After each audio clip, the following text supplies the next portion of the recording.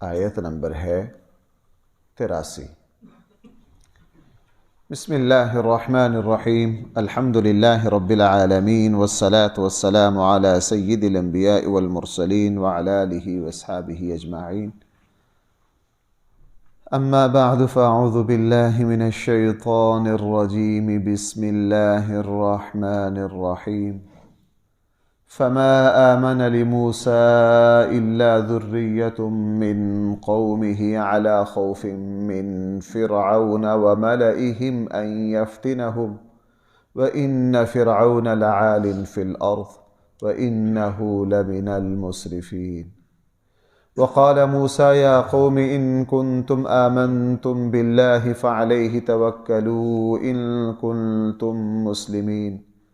فقالوا على الله توكلنا ربنا لا تجعلنا فتنة للقوم الظالمين ونجنا برحمتك من القوم الكافرين۔ صدق اللہ مولانا العظیم۔ قرآن کریم نے ارشاد فرمایا، سیدنا موسیٰ کلیم اللہ علیہ السلام نے جس وقت اللہ جل جلالہ کے حکم سے فرعون اور اس کی قوم کو معجزات دکھائے، اللہ کا پیغام پہنچایا اور لمبا عرصہ تک اللہ کی طرف دعوت دی اور جادوگروں سے مقابلہ ہوا، اس مقابلے میں بھی اللہ نے حق کا حق ہونا اور باطل کا بیکار اور بودھا ہونا واضح فرما دیا۔ اس کے باوجود بھی فرعون کی قوم میں سے تو صرف چند لوگ ہی مسلمان ہوئے۔ بنی اسرائیل تو پہلے ہی مسلمان تھے، لیکن فرعون کی قوم میں سے صرف چند لوگ ہی مسلمان ہوئے۔ کیوں؟ فرعون کے ظلم اور جبر کی وجہ سے، چونکہ فرعون ظالم و جابر تھا، صرف چند لوگ مسلمان ہوئے۔ فرعون کا جبر، اس کا ظلم کس لیے تھا؟ صرف اور صرف اپنے اقتدار کے لیے، اپنی حکومت کے لیے۔ انسان جہاں بھی اپنے مفادات میں اندھا ہو جاتا ہے تو پھر ظلم سب سے پہلا کام ہوتا ہے اس کا۔ اسی لیے انسان کو جو طاقت ہے وہ ظلم کی طرف لے کر جاتی ہے۔ اگر ایمان نہ ہو، اللہ کا خوف نہ ہو، صحیح تربیت نہ ہو، تو طاقتور کو ظلم سے کوئی چیز روکنے والی نہیں ہوتی۔ اس لیے فرعون کے ذکر میں قرآن نے دو جگہ کہا، ایک جگہ فرمایا مسرفین، ایک جگہ فرمایا عالین۔ وہ متکبر تھا، وہ سرکش تھا، وہ ظالم تھا، اس نے زمین پر ظلم مچایا۔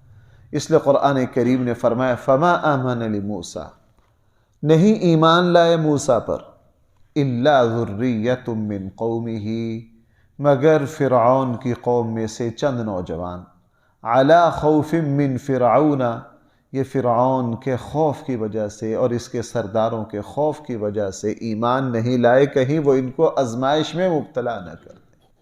قرآن کریم یہ واقعات اس لیے بھی بیان کرتا ہے تاکہ رسول اللہ صلی اللہ علیہ وسلم اور آپ پر ایمان لانے والوں کو یہ سبق یاد ہو جائے کہ ہم سے پہلے جو لوگ ایمان لائے ہیں ان کو کن کن آزمائشوں سے گزرنا پڑا ہے۔ انسان جب پہلے لوگوں کی زندگی کو پڑھتا ہے تو اس کو اس سے بڑا حوصلہ ملتا ہے۔ ہمارے آقا صلی اللہ علیہ وسلم کے سامنے پہلے نبیوں کے واقعات جو بیان کیے گئے، ان کے مقاصد میں سے ایک مقصد یہ ہے کہ اے نبی جی، جن مشکلات سے آپ کو گزرنا پڑ رہا ہے، آپ سے پہلے سارے نبیوں کو ان تکلیفوں سے گزرنا پڑا ہے۔ اس لیے فرمایا وَإِنَّ فِرْعَوْنَ لَعَالٍ فِي الْأَرْضِ، زمین جو فرعون جو تھا وہ زمین میں بڑی بڑائی کا دعویٰ کرنے والا تھا، متکبر تھا۔ اور میں نے کل کے درس میں بھی یہ بات آئی تھی کہ جو شخص غرور اور تکبر میں مبتلا ہو جاتا ہے اس کو کبھی بھی کوئی خیر نہیں ملتی، اللہ کے فضل سے محروم ہو جاتا ہے۔ اسی لیے ہمارے آقا صلی اللہ علیہ وسلم کے بارے میں صحابہ اکرام فرماتے ہیں، ہم نے رسول اللہ صلی اللہ علیہ وسلم سے بڑھ کر کوئی عاجزی انکساری والا نہیں دیکھا۔ بطور خاص جہاں بھی کوئی عزت کا مقام آتا، ہمارے آقا صلی اللہ علیہ وسلم حد درجہ عاجزی اور انکساری سے پیش آتے، اپنی زندگی کے تمام معمولات میں ہر اس بات کو ترک کر دیا جس میں دیکھنے والے کے اعتبار سے بھی کوئی شان و شوکت۔ اس لیے آپ علیہ السلام اپنے صحابہ کے ساتھ گھلے ملے بیٹھتے، کوئی امتیازی نشست اپنے لیے پسند نہ کرتے۔ ایک صحابی نے عرض کیا، اللہ کے حبیب آپ کے لیے ہم بڑی بیٹھنے کے لیے اونچی نشست بنا دیں؟ فرمایا نہ۔ رسول اللہ صلی اللہ علیہ وسلم جب چلتے، کہیں جا رہے ہوتے، اکثر عموماً صحابہ اکرام ساتھ ہوتے تو سارے صحابہ ادب سے پیچھے رہ جاتے۔ فرمایا نہ، میرے پیچھے نہ رہا کرو، میرے برابر چلا کرو، پیچھے نہ رہا کرو، میرے برابر چلا کرو۔ اور جب بھی کسی جنگ کے لیے جاتے تو رسول اللہ صلی اللہ علیہ وسلم اپنے ساتھیوں کے ساتھ رہتے، انہی کے ساتھ اٹھتے بیٹھتے، کوئی امتیازی شان نبی کریم صلی اللہ علیہ وسلم کو اپنے لیے پسند نہیں تھی۔ کیوں؟ اسی لیے ترمذی جلد ثانی میں کتاب الاطعمہ میں حضرت عائشہ کی روایت ہے کہ میں نے رسول اللہ صلی اللہ علیہ وسلم سے بڑھ کر کسی کو مسکنت اور عاجزی سے کھانا کھاتے نہیں دیکھا۔ آپ علیہ السلام جب کھانا کھاتے، بلکہ وہاں الفاظ ہیں کہ رسول اللہ صلی اللہ علیہ وسلم اس طرح کھانا کھاتے جیسے کوئی غلام اور قیدی کھاتا ہے، بڑے عاجزی اور انکساری سے کھاتے۔ اور اگر کبھی بھی کوئی ایسا موقع آ جاتا، کسی کو دیکھتے فوراً تنبیہ کرتے۔ غزوہ احد میں رسول اللہ صلی اللہ علیہ وسلم نے حضرت ابو دجانہ کو دیکھا کہ وہ اپنی تلوار سے بڑے اکڑ کر کافروں کا مقابلہ کر رہے ہیں، تو رسول اللہ صلی اللہ علیہ وسلم نے فرمایا، ابو دجانہ یہ چال جنگ کے علاوہ اللہ کو کہیں اور پسند نہیں ہے۔ جنگ میں ٹھیک ہے تم کافروں کے مقابلے پر سینہ تان کر ہی جاؤ، یہ عاجزی کا مقام نہیں ہے، لیکن صرف سمجھا دیا کہ چال ہی ایسی رکھنا، دل میں ایسی کوئی بات نہ رکھنا۔ اسی لیے رسول اللہ صلی اللہ علیہ وسلم کی صحبت سے جو شاگرد اٹھ کر گئے، پھر اللہ جو بھی ان کے پاس آتا تھا اس کو کبھی شائبہ بھی نہیں گزرتا تھا کہ ان لوگوں کے قریب سے بھی کبھی غرور۔ حضرت عمر رضی اللہ عنہ کے بارے میں آتا ہے، حالانکہ حضرت عمر بڑے قد کاٹ کے تھے، بڑے جوان تھے، لیکن جو بندہ بھی حضرت عمر کے قریب آتا وہ محسوس کر لیتا کہ ان لوگوں کی ہر ادا جو ہے وہ عاجزی اور انکساری میں ڈوبی ہوئی ہے۔ مومن کو تو غرور زیب ہی نہیں دیتا۔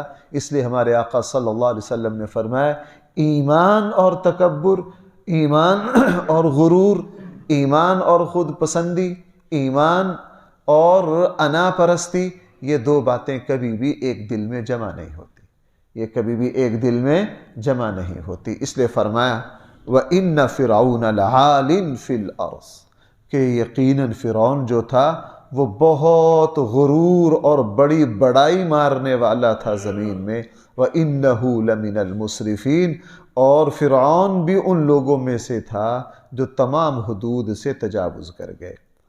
وَقَالَ مُوسَىٰ يَا قَوْمِ، موسیٰ علیہ السلام نے اپنی قوم سے یہ کہا، چونکہ بنی اسرائیل جیسے ہی موسیٰ علیہ السلام کے ارد گرد جمع ہوئے، ان پر ایمان لائے، ان کی قیادت میں مجتمع ہوئے۔ آپ سب کو پتہ ہے فرعون کی طرف سے بہت ظلم، قتل و غارت ہوئی، ان کی عورتوں کو زندہ رکھا گیا، ان کے بچوں کو قتل کیا گیا، ان کے بوڑھوں کو غلام بنایا گیا، اور ان کو شہر سے بے دخل کر دیا گیا، اور سارا دن شہر میں ان سے کام لیتے، رات کو ان کو شہر میں رہنے کی اجازت نہ ہوتی۔ کوئی اس وقت کے اعتبار سے ایسی ذلت نہیں تھی جو ان پر مسلط نہ کی گئی ہو۔ ان مشکل حالات میں نبی ایک ہی بات، نبی نے حضرت موسیٰ علیہ السلام نے اپنی قوم سے فرمایا اپنی قوم کو، اے میری قوم، مشکلات میں بھروسہ صرف اور صرف کس پر کرنا ہے؟ اللہ پر کرنا ہے۔ مشکلات میں، مسائل میں، پریشانیوں میں اللہ پر بھروسہ کرنا اور دعا کرنا، یہی مومن کی سب سے بڑی مضبوطی، سب سے بڑا سہارا، سب سے بڑا سہارا ہے۔ غزوہ تبوک میں قرآن کریم نے رسول اللہ صلی اللہ علیہ وسلم سے کیا فرمایا تھا؟ قُلْ لَن يُصِيبَنَا إِلَّا مَا كَتَبَ اللَّهُ لَنَا هُوَ مَوْلَانَا وَعَلَى اللَّهِ فَلْيَتَوَكَّلِ الْمُؤْمِنُونَ۔ نبی جی، جیسے جیسے مشکلات بڑھتی ہیں، جو بندہ اللہ کے جتنا قریب ہوتا ہے وہ اپنے اللہ پر اتنا ہی بھروسہ کرتا ہے۔ اپنے اللہ پر اتنا ہی بھروسہ کرتا ہے۔ وہ جو روایت ہے مسلم میں ہے، رسول اللہ صلی اللہ علیہ وسلم ایک مرتبہ صحابہ اکرام کو فرمایا کہ میری امت میں سے ایک بہت بڑی جماعت وہ ہوگی جو بغیر حساب و کتاب کے جنت میں جائے گی، مجھے وہ دکھائے گئے، وہ بدلیوں کی طرح آئے اور وہ بغیر حساب و کتاب کے جنت میں گئے۔ اتنا فرما کے رسول اللہ صلی اللہ علیہ وسلم گھر تشریف لے گئے۔ اب جو صحابہ اکرام تھے ان میں بحث شروع ہو گئی کہ یہ بغیر حساب و کتاب کے جنت میں جانے والے کون ہیں؟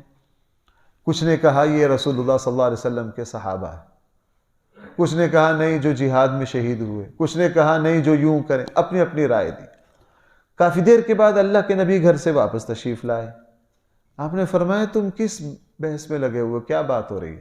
کہا اللہ کے حبیب آپ جو بھی فرما کے گئے ہیں نا کہ میری امت کی ایک بہت بڑی جماعت وہ ہوگی جو بغیر حساب و کتاب کے جنت میں جائے گی، ہم میں یہ بحث ہو رہی ہے یہ کون لوگ ہوں گے، یہ کون لوگ ہوں گے؟ کوئی یہ کہہ رہا ہے، کوئی یہ کہہ رہا ہے۔ رسول اللہ صلی اللہ علیہ وسلم فرمایا آؤ میں بتلاتا ہوں یہ کون لوگ ہوں گے۔ فرمایا یہ بغیر حساب و کتاب کے وہ لوگ جنت میں جائیں گے جو ہر حال میں اپنے اللہ پر بھروسہ کرتے ہوں گے، جو ہر حال میں کس پر بھروسہ کرتے ہوں گے؟ یہی بات موسیٰ علیہ السلام نے مشکل میں یہ فرمائی۔ یہ نہیں کہا کہ تم گھبراؤ نہیں ہم یوں کر دیں گے، اس کی ایسی تیسی ہم فلاں کر دیں گے، نہ۔ نبی کا کلام دیکھیے، وقال موسیٰ علیہ السلام نے فرمایا اے میری قوم ان کنتم آمنتم باللہ فعلیہ توکلوا۔ کیا پیاری بات فرمائی، ان کنتم آمنتم باللہ، اگر تم اللہ پر ایمان رکھتے ہو فعلیہ توکلوا تو پھر بھروسہ بھی۔ رسول اللہ صلی اللہ علیہ وسلم جب صلح حدیبیہ کے لیے تشریف لائے تو پتہ تھا مکہ میں کمزور مسلمانوں کو کسی کو زنجیر سے باندھ رکھا ہے، کسی کو گھر میں قید کر رکھا ہے۔ وہ مشہور صحابی جو زنجیروں سے جکڑے ہوئے پہنچ گئے تھے، معاہدے کے مطابق ان کو کیا کرنا تھا؟ تو رسول اللہ صلی اللہ علیہ وسلم نے ان سے کیا فرمایا تھا؟ نہ تو واپس چلا جا اور کس پر بھروسہ کر، اللہ تیری کوئی نہ کوئی راہ نکال دے گا۔ اور اللہ نے ایسی راہ نکالی، ایسی راہ نکالی۔ ہمیں اللہ پر بھائی بھروسہ کرنا نہیں آتا، اللہ پر بھروسہ کرنا۔ بھروسہ کس کو کہتے ہیں؟ بھروسہ کہتے ہیں اپنے دل و دماغ کو اللہ کی طرف موڑ کر یہ سبق یاد کر لینا کہ میری ساری مشکلات کو صرف اور صرف اللہ ہی حل کریں گے، اور عمل سے کوشش کرنا۔ عربی میں تو اس کو بڑا آسان ہے، اردو میں اس کو کہنا مشکل ہے۔ دل و دماغ اللہ کی طرف ہوں اور ہاتھ کدھر ہوں؟ کوشش میں۔ ہاتھ بھائی کدھر ہوں؟ کوشش میں۔ ہاتھوں سے کوشش ہو، تدبیر اختیار کی جائے ہاتھوں سے، لیکن دل و دماغ کا رخ کدھر ہو؟ اللہ کی طرف ہو کہ میں اللہ ہی۔ دیکھیے ہمارے آقا صلی اللہ علیہ وسلم جس وقت ہجرت کے لیے نکلے، رسول اللہ صلی اللہ علیہ وسلم توبہ نعوذ باللہ ان بدبختوں نے حضور کے قتل پر 100 اونٹ انعام رکھے۔ اللہ کے نبی صلی اللہ علیہ وسلم کہیں ڈرے؟ سوال ہی پیدا نہیں ہوتا۔ آپ علیہ السلام کا 100% بھروسہ کس کی طرف؟ لیکن ظاہری تدبیر کیا اختیار کی؟ آپ علیہ السلام غار ثور میں گئے، رستہ بدلا، رات کو نکلے، غار ثور میں چھپے، 3 دن رہے۔ 3 دن کے بعد جب مدینہ منورہ کے لیے نکلے تو مشہور راستے سے ہٹ کر ایک غیر مشہور راستے سے نکلے۔ دل میں کوئی خوف نہیں، بھروسہ کس پر ہے؟ اللہ پر، لیکن تدبیر بھی کی، تدبیر بھی کی۔ ہمارے یہاں 2 غلطیاں ہیں۔ جو تھوڑے بہتے اپنے آپ کو دیندار سمجھتے ہیں وہ تدبیر چھوڑ کر بھروسہ کرتے ہیں، یہ کوئی توکل نہیں ہے۔ اور جو میری طرح دنیا کے پجاری ہیں وہ دل و دماغ سے بھروسہ ہی نہیں کرتے، وہ صرف تدبیر اور اسباب ہی کی طرف بھاگتے ہیں۔ ہم 2 غلطیاں کرتے ہیں۔ جو دیندار ہیں وہ صرف اللہ پر بھروسہ کر کے تدبیر نہیں کرتے، جو دنیا دار ہیں جو دین سے کچھ دور ہیں وہ صرف تدبیر ہی تدبیر کرتے ہیں، اللہ پر بھروسہ۔ حالانکہ صحیح یہ ہے کہ بھائی دل و دماغ میں یہ بات راسخ ہو جائے، جم جائے، پکی طرح بیٹھ جائے کہ میری مشکلات کا حل صرف اور صرف میرے اللہ کے پاس ہے، اور ظاہراً وہ بھائی کیا کریں؟ تدبیر اختیار کریں۔ اس لیے موسیٰ علیہ السلام نے کیا فرمایا؟ وقال موسیٰ، حضرت موسیٰ نے فرمایا اے میری قوم ان کنتم آمنتم باللہ، اگر تم اللہ پر ایمان رکھتے ہو فعلیہ توکلوا، پھر بھروسہ بھی اسی پر کرو، ان کنتم مسلمین، اگر تم اللہ کے فرما بردار ہو۔ فقالوا علی اللہ توکلنا، سارے لوگوں نے حضرت موسیٰ کی بات سن کر فوراً عرض کیا علی اللہ توکلنا، ہم اللہ ہی پر بھروسہ کرتے ہیں۔ ہم کس پر اعتماد کرتے ہیں؟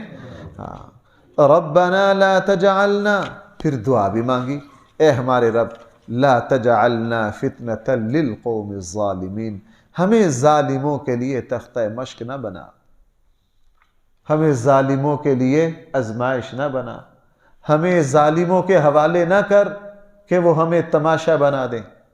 ہمارے آقا صلی اللہ علیہ وسلم جب غزوہ تبوک طائف سے جب واپس آئے نا، تو بھائی انسان کو جب کبھی کو خطرات ہوں خصوصاً دین کے اعتبار سے تو یہ دعا مانگنی چاہیے۔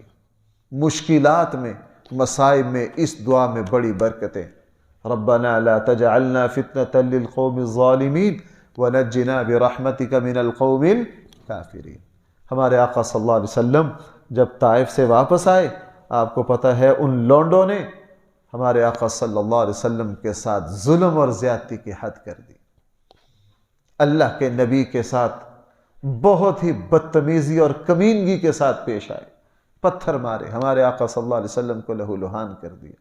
آپ علیہ السلام نے واپسی پر دعا مانگی اللہم لا تسلط علینا من لا یرحمنا، اے اللہ میرے اوپر کبھی بھی ایسے لوگوں کو غلبہ نہ دے، مسلط نہ کر جو کبھی بھی مجھ پر رحم کرنے کے لیے تیار نہ ہو۔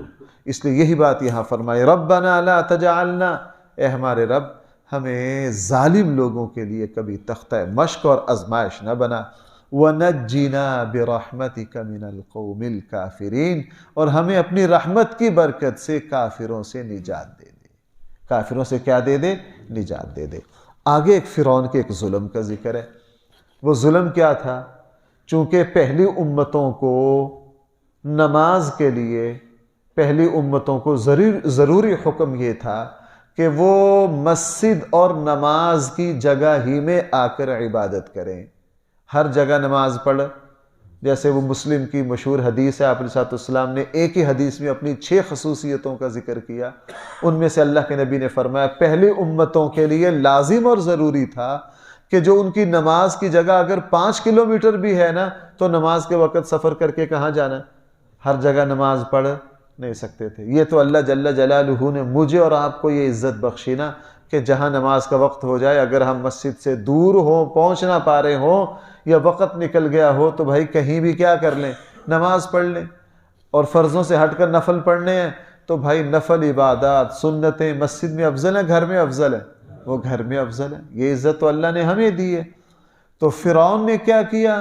فرعون نے جو ان کی قرآن کا جو اسلوب ہے جو سمجھ آ رہا ہے، فرعون نے بنی اسرائیل کے عبادت خانوں کو منہدم کر دیا، ان کو ختم کر دیا۔ اب یہ لوگ بہت پریشان ہوئے کہ اب ہم نماز کیسے پڑھیں، ہم تو مسجد کے علاوہ کہیں نماز نہیں پڑھ سکتے۔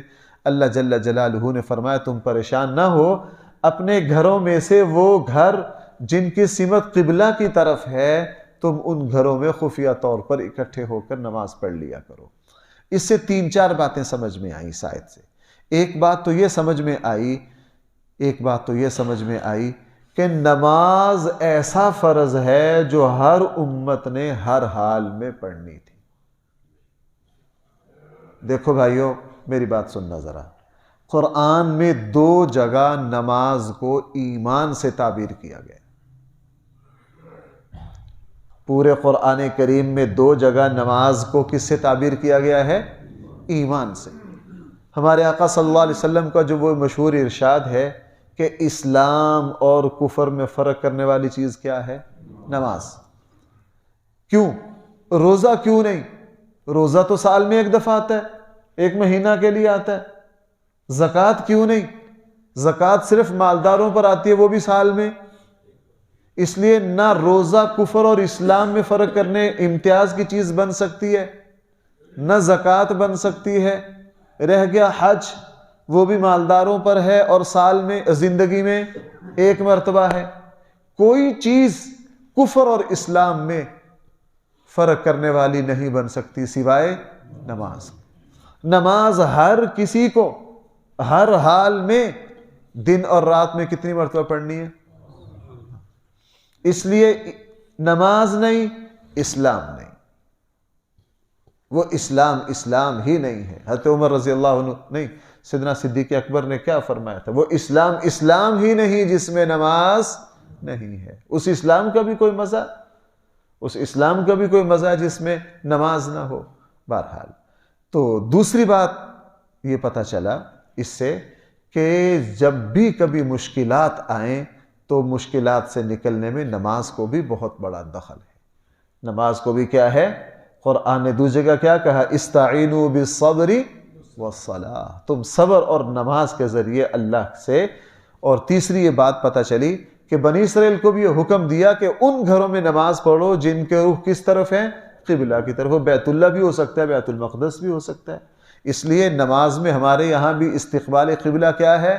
شرط ہے، قبلہ کی طرف رخ ہونا نماز میں ضروری ہے۔ بہرحال وَأَوْحَيْنَا إِلَى مُوسَىٰ، ہم نے وحی بھیجی موسیٰ کی طرف، وَأَخِيهِ اور ان کے بھائی ہارون کی طرف۔ ہم نے ان کو حکم دیا أَن تَبَوَّأَ لِقَوْمِكُمَا بِمِصْرَ بُيُوتًا، تم منتخب کر لو اپنی قوم کے لیے مصر میں کچھ گھر، وَجَعَلُوا بُيُوتَكُمْ قِبْلَةً، اور وہ گھر جو قبلہ کی طرف جن کا رخ ہو، وَأَقِيمُوا الصَّلَاةَ، اور پھر کیا کرو؟ نماز کو قائم کرو، وَبَشِّرِ الْمُؤْمِنِينَ، اور ایمان والوں کو خوشخبری دے دو کہ اگر تم نماز کو قائم کرتے رہے اللہ تعالیٰ تمہیں آہستہ آہستہ مشکلات سے نکال دیں گے۔ اللہ تعالیٰ ہم سب کو صحیح فہم عطا فرمائے۔ یہ سلسلہ کلام ابھی چل رہا ہے الحمدللہ رب العالمین، والصلاة والسلام على سید الانبیاء والمرسلین وعلى آلہ واصحابہ اجمعین۔